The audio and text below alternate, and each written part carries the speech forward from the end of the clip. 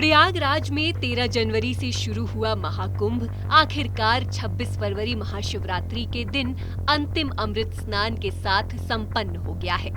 45 दिनों तक चले इस ऐतिहासिक आयोजन में 66 करोड़ से अधिक लोग त्रिवेणी संगम में डुबकी लगाने पहुंचे।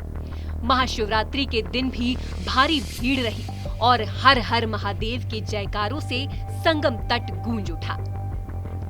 मुख्यमंत्री योगी आदित्यनाथ ने इस ऐतिहासिक आयोजन के लिए सभी साधु संतों, श्रद्धालुओं, प्रशासनिक अधिकारियों, स्वयंसेवी संगठनों और प्रयागराज के निवासियों को धन्यवाद कहा है।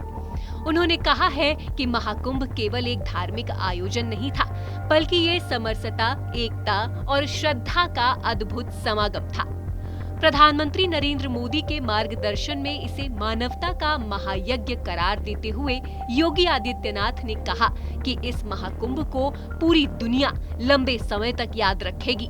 26 फरवरी महाशिवरात्रि के दिन अंतिम शाही स्नान के लिए भी लाखों लोग संगम तट पर जुटे। साधु संतों ने विधि पूर्वक स्नान और पूजा अर्चना की। इस दौरान संगम तट पर भक्तों का सैलाब दिखा। हर तरफ हर हर महादेव के साथ भक्ति की लहर दिखाई दी।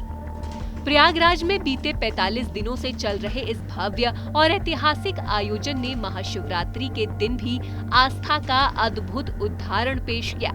इसी के साथ ये आयोजन संपन्न हो गया है। पूरे महाकुंभ के दौरान स्वच्छता और व्यवस्था का विशेष ध्यान रखा गया। कोने कोने की सफाई की गई। दिन रात सफाई कर्मचारी अपनी ड्यूटी पर लगे रहे।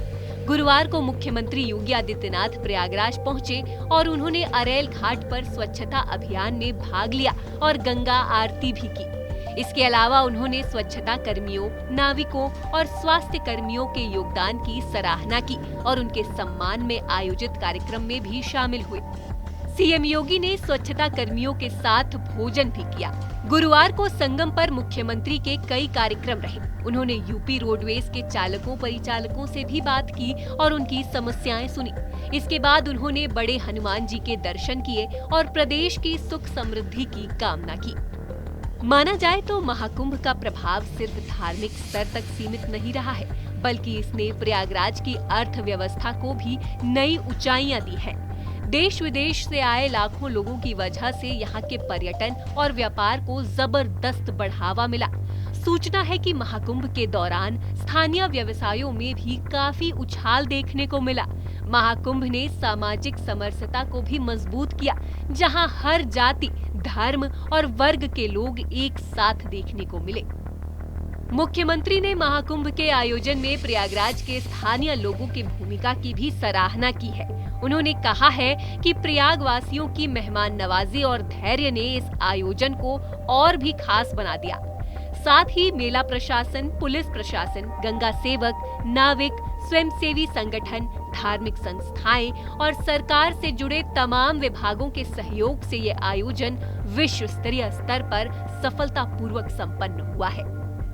महाकुंभ केवल एक धार्मिक आयोजन नहीं था, बल्कि ये आस्था से आर्थिकी तक का संदेश देने वाला एक संयोग माना जा रहा है। इसको लेकर सीएम योगी ने सभी श्रद्धालुओं, सेवकों और प्रयागराज के नागरिकों को धन्यवाद देते हुए आशा जताई है कि आने वाले वर्षों में भी प्रयागराज इसी श्रद्धा, समर्पण और भव्यता के साथ महाकुंभ की परंपरा को आगे बढ़ाएगा।